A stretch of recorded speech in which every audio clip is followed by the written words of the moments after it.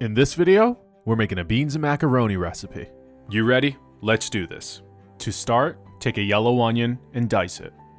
After you dice your onion, take 2 sticks of pepperoni and slice them about 1/4 inch thick. Next, in a frying pan, heat 2 tablespoons of oil over medium-high heat. Then, add the onions and pepperoni, season with salt and pepper, and saute for 3 to 5 minutes. Next, add 1 can of cannellini beans, followed by 2 small cans of tomato sauce. Simmer on low heat for 20 to 30 minutes.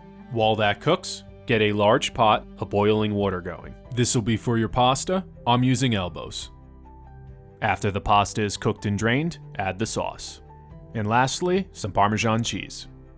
And there we have it. Beans and macaroni.